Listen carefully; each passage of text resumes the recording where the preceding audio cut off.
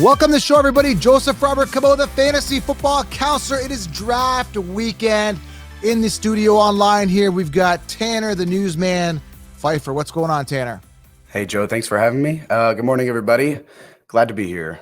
We're talking risky business. We're talking risky players. We're talking risky draft picks. And that's something you want to avoid drafting in your drafts. Now, I want to say that with caution because literally risky players have massive upside. So it's kind of like a double-edged sword. It's tricky. You can draft risky players, but you got to have balance and have a little more of those guys that are secure, guys that are almost guaranteed that volume. So we're going to just talk, open discussion on risky players, okay? If you guys don't know Tanner, make sure you follow him. I've linked his content below. He does a lot of news. Tanner, what do you do here? Can you tell everybody real quick what you do? Yeah, so I have a YouTube channel. And excuse my voice, I've been a little hoarse lately, but I have a YouTube channel. I cover all NFL breaking news. I have analysis just on my thoughts and opinions on situations going on around the league. I haven't made a video yet on the Gardner Minshew trade, but that just happened. 6th round pick to the Jacksonville Jaguars to the Eagles in exchange for Gardner Minshew. So, wow. Yeah, big news there. But I also run an Instagram every day, post all your NFL news there. All right, guys, I've linked them below. Now, I want to let you know this show is brought to you by DraftKings. Go download the app right now. I've also linked it below. You want to click on the direct link I've linked below in the body of the YouTube video. Now, if you're in the car, you got a couple options. You download the DraftKings app, guys. Use promo code FFLion when you sign up, or just go to DraftKings.com/promo-code. That way you're able to enter the FF Lion code, and you've got a shot listen to this, Tanner, at $1 million week one. This is huge. And I recommend you guys get into this. I've also launched a course, Fantasy 365, where I'll be delivering you guys the optimal plays each week. It's really going to help you guys win, get a competitive advantage at DraftKings. So go to DraftKings right now, download the app FF Lion, and check this out. Anyone that does that and DMs me on Instagram is entered to win a signed Zeke Elliott card. Can you believe that? Looks nice. It's out of 280. This is number 4 out of 288. So if you guys want to win the signed Zeke Elliott card, I repeat, 2 weeks is the draw. Do you like the Cowboys? Not really, right? You're a Packers. I don't like the Cowboys, but I like the colors. The card is nice. So, guys, nice. Listen to this. If you guys want in, DraftKings.com right now, download the app, promo code FFLion when you sign up. And a chance at $1 million. I mean, yeah, on DraftKings when you sign in. So it's huge. So go do it right now. All right. Secondly, guys, manscaped.com, promo code ShowerLion. Go right now, guys. Get yourself some briefs, some boxers, whatever it is. Go do that right now. Promo code ShowerLion. Skin safe technology, navigational light. You can groom, you can trim. Away you go. That's manscaped.com, ShowerLion. Don't get it confused with FF Lion for DraftKings. Shower line for manscaped.com and FF Lion for draft. You got it, Tanner. It's not too confusing, right? No, not confusing. Shower FF Lion for DraftKings and Shower Lion for Manscaped. There's the codes. I've got them both up here on the screen. And of course, guys, get the 16-round drafts, which you guys are drafting this weekend. Get it below.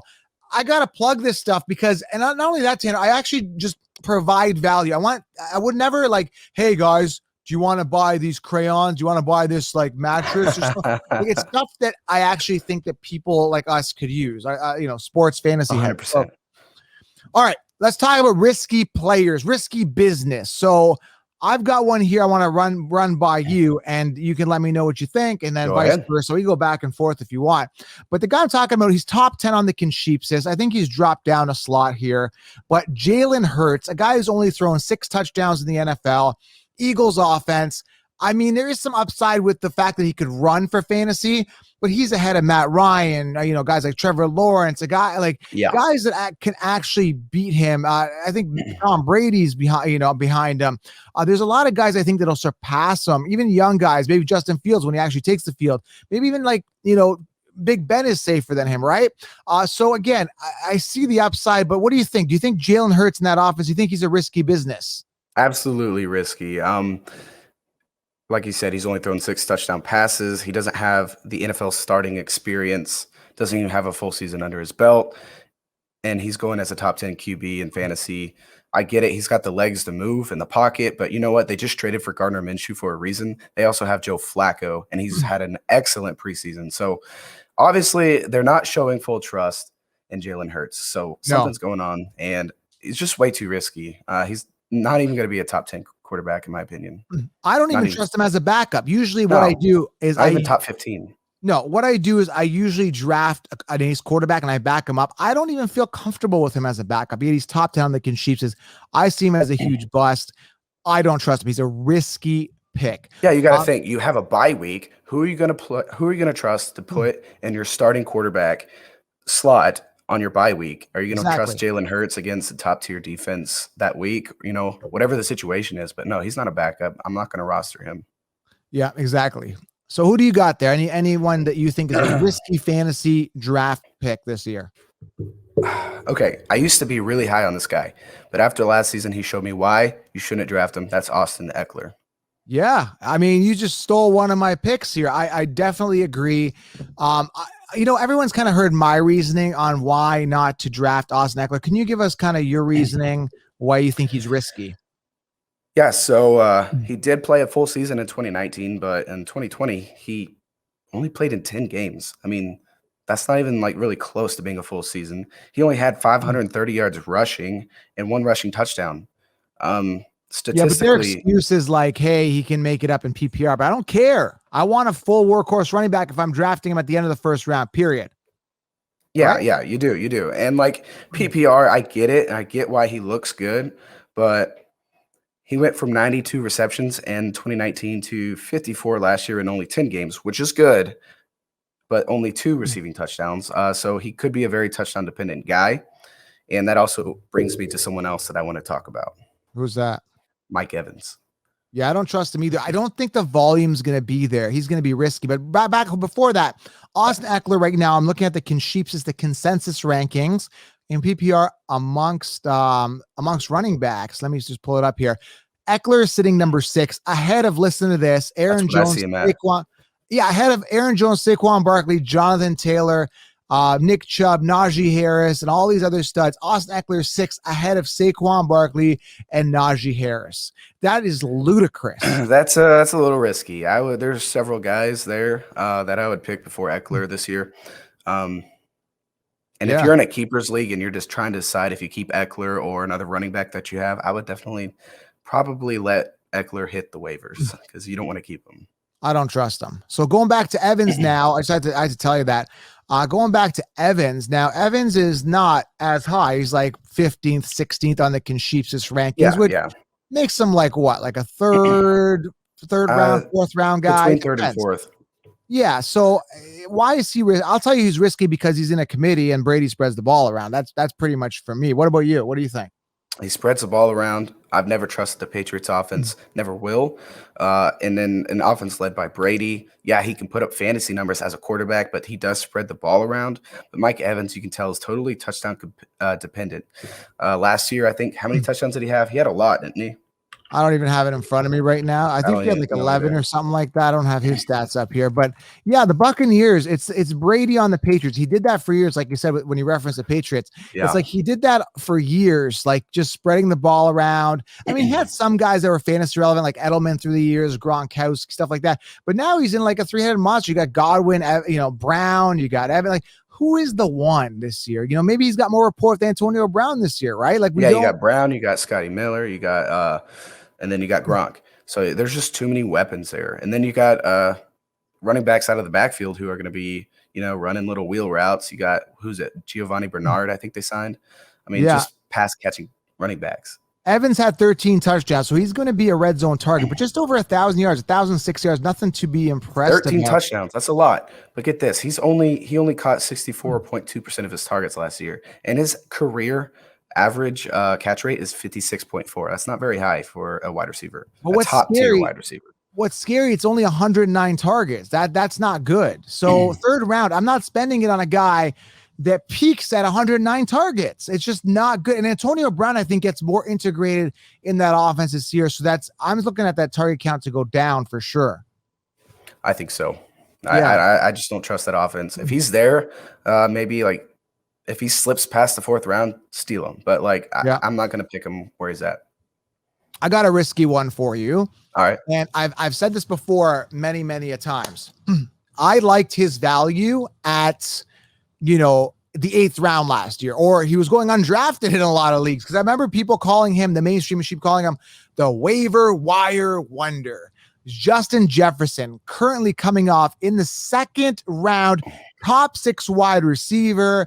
That to me, 1 year, you hear about sophomore slumps, 1,400 yard season. Yeah. And Thielen is there. Thielen is theoretically the one. He's sitting 22nd on the consensus. I can get him round 4, 5, 6. And then you're looking at Jefferson, who's round 2. That's risky business. I'm going to fade him. 2nd round, hell no for me. What do you think? Is he risky in the 2nd round? Yes. I hate to just agree with you 24/7, but like you're just making great points here. Yeah. I mean, like you said, just one great year. It was a rookie season. There is a such thing as a sophomore slump. Yeah. And you have Adam Thielen there, who was the biggest, if not one of the biggest red zone targets in the NFL. He was very good last year in the red zone. He had, I don't know how many touchdown receptions he had, but it's definitely in double digits. So Justin Jefferson, I do believe that he's going to be great. 14 touchdowns. 14 touchdowns for Adam Thielen.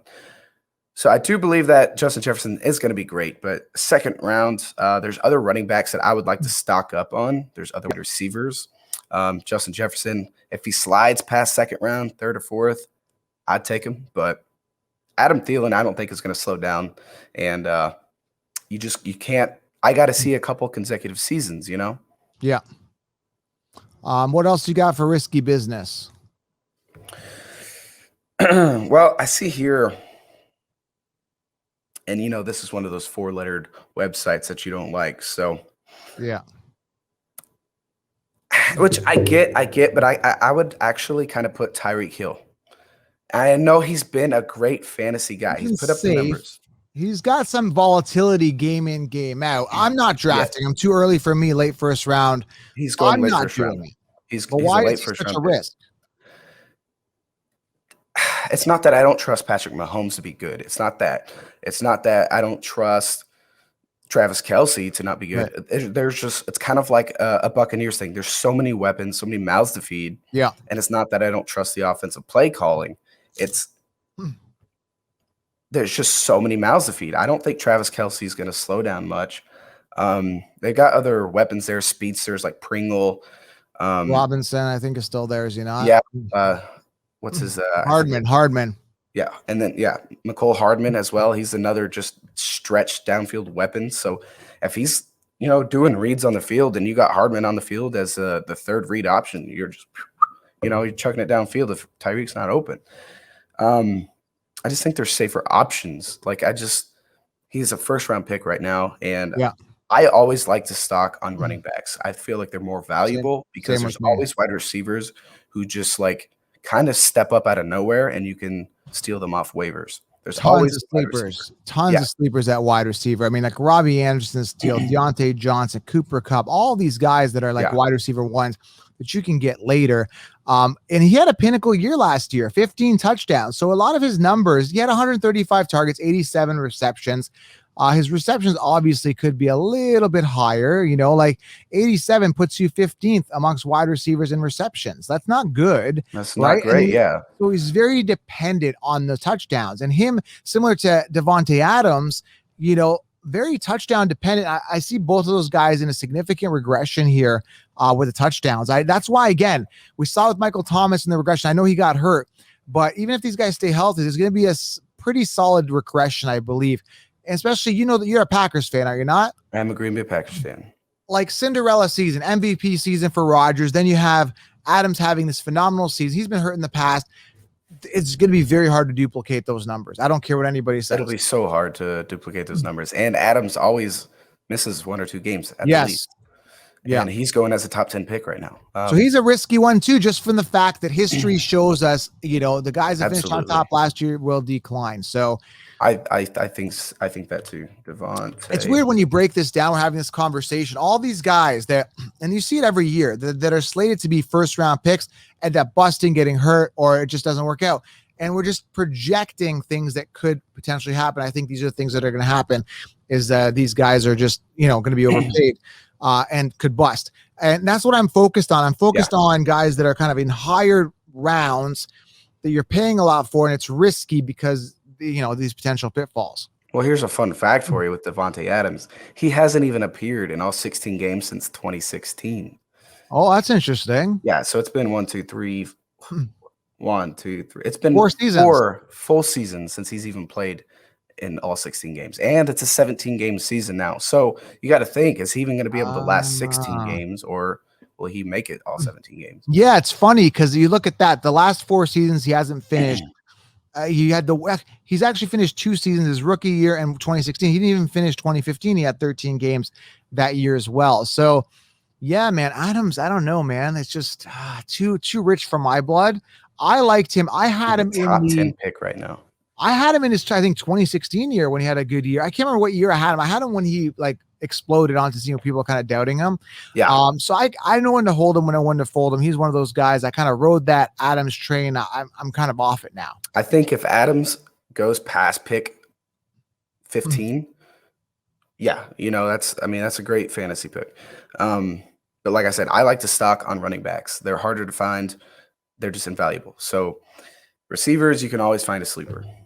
And as a top 10 pick for Davonte Adams, who hasn't even completed a season in 4 years, you gotta think about that. That's a big factor.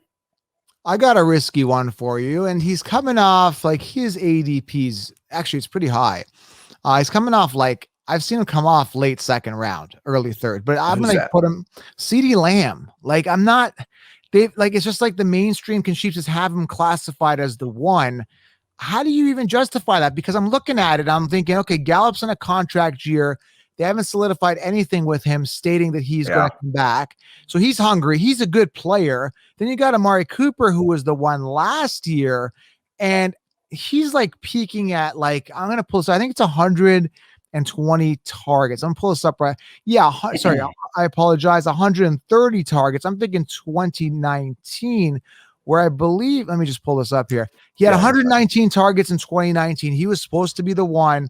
And then last year, 130 targets, CeeDee Lamb with 111 and Gallup with 105. That's almost like an equal distribution. You're not going to have any one of those guys with a ton of targets. Do you know what I'm saying? Yeah. That's going to be a concern to me. And then you got to go back. One more thing I want to say here. You got to go back and look at how often, like when was Dak's big year? Was it like 2018? He had a good year. He threw 526 times, which is not bad, but he doesn't throw like Matt Ryan, like 626 times. So he throws, but not enough. Again, tons of targets. They like to air the ball out with McCarthy, but again, still a bit of a concern with that 3-headed monster. Do you think CeeDee Lamb thrives and is worth the top, 12 pick? I don't think so. Well, he's going in round 2. Top 12 amongst wide receivers, that is. Yeah, I see here he's top 10 as wide receivers, and we got to take into account the sophomore slump. Dak's coming off of an injury, huge injuries. Yeah, good point. Not only his ankle, but he was having shoulder issues. And they say Dak's not on a pitch count, but like they always downplay injuries. Yeah. So it's just too much. That's too high. I don't think he was that great, but like I think he can be good. But round 2, a little early. A little expensive for me. Who else do you have here for risky players? George Kittle. Yeah, I think so. That's a good one. I see him coming off so high. I missed that one. That one kind of blew over me. That is a really good one because honestly, like he's been injured in the past, and the 49ers have been like plagued with injuries. And we already heard Ayuk's banged up right now. Is he not, Brandon? He is. He's dealing with like a hamstring thing. Yeah, Debo was dealing with something. It's like glute, hamstring. They're all banged up always. That's so true. And like Kittle is so high on the ADP. I think he's a top 3 tight end. I mean, what signifies that? I mean, I don't like he is a risky guy. People are picking Kittle over Travis Kelce. Just the fact that he had an amazing season in 2018. Like he hasn't played a full season since 2018. So it's been 2 years and he only played 8 games last year. When he plays, he's extremely good. He catches over 75% of the targets. Yeah. But like he just can't stay healthy. And the 49ers are always banged up. It's like the Chargers. There always seem to be injuries. I don't know. He's about to turn 28 years old, which is still young. Don't get me wrong, especially for a tight end. But like, he just really, what has he done? I mean, he's great when he plays, and when you have him rostered and starting in fantasy, he'll produce. But when he's hurt, who are you going to have as a backup tight end? Like, yeah, I don't know. I just don't trust the guy to stay healthy. It's just not his I'm play style. fading him too, especially with that offense spreading the ball around. It just too rich for my blood. And I fade tight ends early anyway. And I'd rather have Pitts, a round or so later. You know what I mean? I think there's a higher ceiling with Matt Ryan throwing that ball, a little more consistency. So yeah. And people, I mean, even Darren Waller, I mean, he's the top 2 tight end right now, but like he's safer. I feel like with George Kittle, there's a younger attraction, like more like teenagers like that name more because they know George Kittle's name. So they just target him. And like, you got to think about a player's name and just the hype around that name. And then you could have a consistent guy like Darren Waller just kind of go one pick after Travis Kelce Darren Waller. All right, I got a risky one here. Going back to the running back position, and this is like, okay, Captain Obvious. We already know you say this all the time. It's like you sound like a broken record. Yeah, I sound like a broken record because he hasn't finished a goddamn season. You know who I'm talking about? I know exactly what you're talking about. It's Dalvin Cook. Dalvin Cook. I mean, here's the deal. Okay, like I mean, any running back is like, one snap away from snapping his leg. Like, don't get me wrong, anyone can get hurt. Right. But Dalvin Cook has not finished a season. Year 1, 4 games. 4 games. Two, 11 games year 2. Then in 2019, 14 games. Congratulations, but you missed the fantasy football playoffs. You got hurt. And people need you. And in 2020, he had his best season, I would say, for sure. But again, very touchdown dependent, 312 attempts. Like, he has never hit 312 attempts in his entire life. He had 250 the year before in 2019, and then the years before he wasn't even on the field. So what I'm saying is that, like, what goes up must come down. I really think in my heart of hearts, this guy is going to get hurt, and he blew his load. Like, that's it. That's it. He's done. This was his hurrah. He got paid. He's done. That's it. I don't see him. I really like Dalvin Cook. Okay. But I'm not going to pick him as high as he's going. Where's he going? Let's see. Top 4 pick overall. Top 4 pick overall. I'm going to fade him until, I mean, if he's there in round 2, you got to take him. He's not going to be there in round 2. He's not. Right. And he's not going to. But if he was, I'd take him. But I'm not going to pick him with a top 4 overall pick because you can't trust him to stay healthy. He's in a contract year, 17-game season, big deal. He hasn't even completed a full season in his career. So, yeah, but you know what they're going to say to me? But I'm going to include him here because I'm not going to be biased. Saquon Barkley, another risky pick, right? I mean, you can't say that he's not risky. But I think he's an upwards trend, though. I really feel he's upwards trend. I mean, obviously, he hasn't done anything since, I don't want to say anything. 2018 was his big year. We all know that. Like, it's pretty obvious. And the year after, I believe he finished top 10 amongst running backs, but I think he only played 13 games, just over 1,000 yards, 6 touchdowns. Yep. So, you can make an argument that he's injury prone, but I just think genuinely, like, he just had that bad luck injury last year. Let's be honest. He's great talent. And again, he did what he did in 2018 with no O-line, and no receivers. Like, that's true. It was like he did it. And I'm just excited because now they've, made improvements on the O-line. They've beefed up the receiving core, make or break season for Daniel Jones. I'm excited for Saquon. Huge ceiling, but very risky, especially in that first round pick. Yeah, huge ceiling. He's going as a top 3 running back. Let's see. Like a top 5 to 10 pick overall. He's definitely someone to watch. Like, he hasn't completed a season since his rookie year in 2018, where he won Rookie of the Year. Was it Rookie of the Year? Did he get Rookie of the Year that year? I think he did. Or was it Offensive Player of the Year? I forget. Something like that. Yeah. But yeah, I mean, you just can't trust him to complete a season, and you got to take in all the factors, like I've mentioned, like in every player. 17-game season. You got Daniel Jones. You got that offensive line. You got that whole offense that's just not reliable. So they're going to rely a lot and heavily on Saquon Barkley. So can he take – his max was 261 rushes for 1,300 yards in 2018, right? Yeah. He hasn't surpassed over 217 rushes. He only had 19 rushes last season. I mean, yeah, he was hurt. He only played in 2 games. But, like, he's going to have a heavy workload. But he's been hurt since 2019, and he's not even had, hardly over 200 carries. So, like, can he withstand that offensive line and the amount I don't know. There's just like some things I'm just kind of picky on. Rumor has it he's starting week 1, which is really good. I'd be excited to see that. But again, like he's a risky guy, but I'm willing to take the risk because I think he is more on the upwards trend because he's in a make or break season. He's got to do well. He's not going to get paid. This is his year. Like period. He was devastated that he got hurt last year, and it really hindered him. So he's probably like really eager to get out there. I'm over the moon excited about Saquon Barkley. Where would over the moon. Saquon? What's that? Are you good with where Saquon is on his ADP? Are you good with that? They've got him. Sheeps has got him in PPR amongst running backs number 8, which is crazy. He should be number 2. Again, what goes up must come down. He's going to beat a Kamara. He's going to beat Cook this year.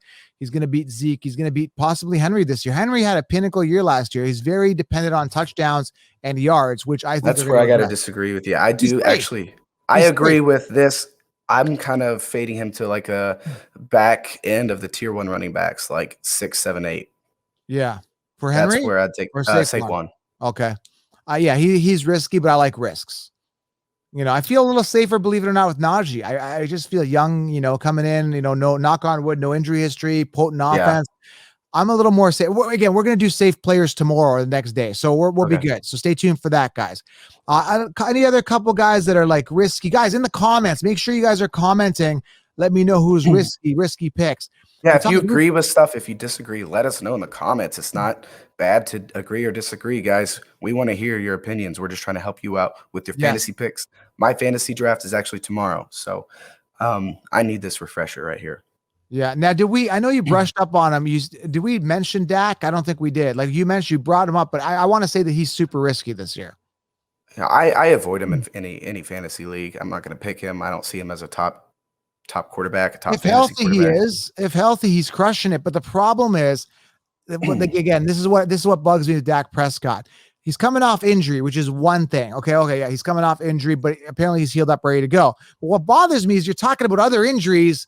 I don't want to hear anything about other injuries. You are coming off injury. The last thing you should be talking about is now your shoulder is going or your nose is bleeding or whatever. Like, I don't want to hear about this. I just want to hear Dak Prescott feels 100%.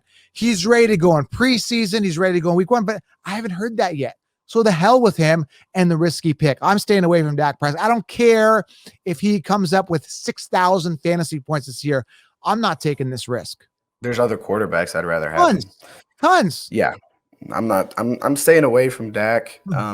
He could be a decent backup on your roster. Yeah. And especially if you just got to plug and play in your bye weeks, but I'm not gonna roster him. I'd even draft him as a backup to use him as like a trade bait.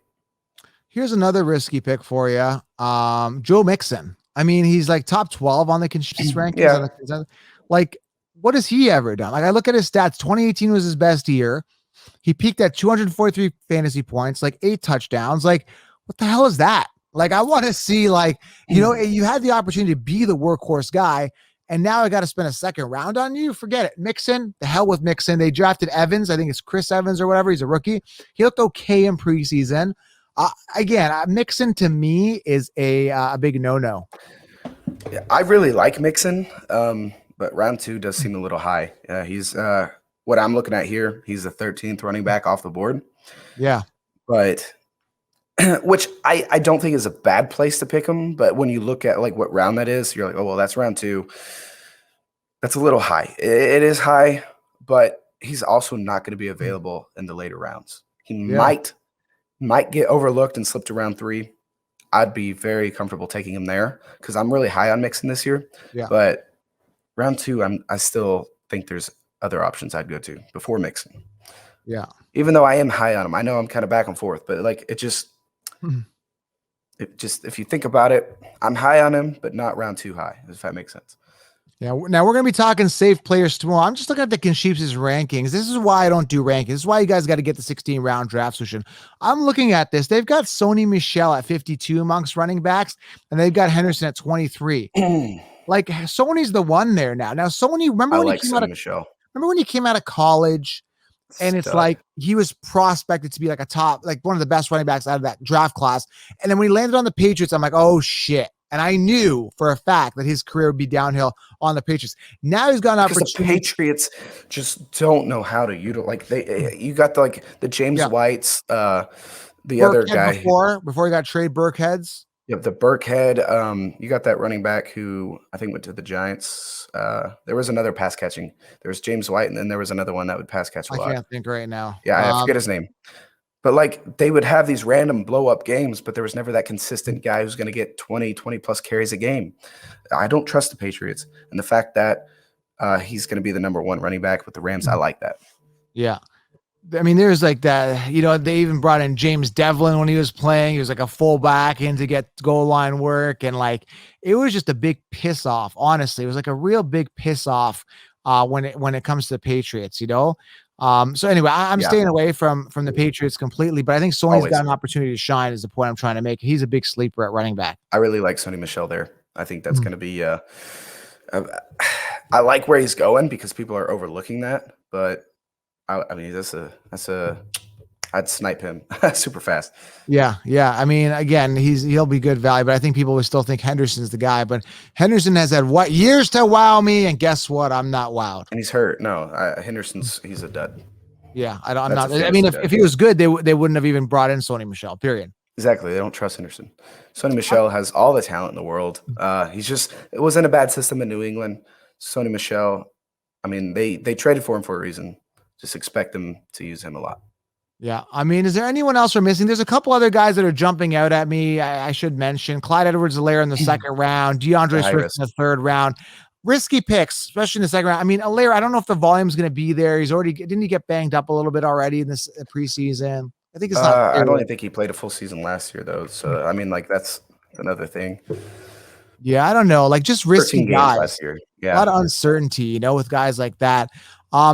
Basically, here's this. Let me summarize this episode, and tomorrow we're going to do safe players.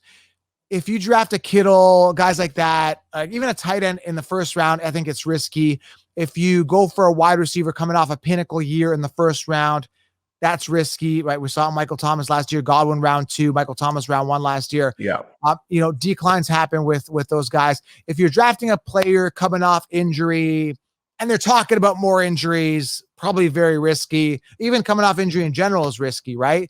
Christian McCaffrey, even a little bit of a risk. Saquon Barkley. If you're looking at players that have had years to wow, so we're not wowed, risky if their ADP is high.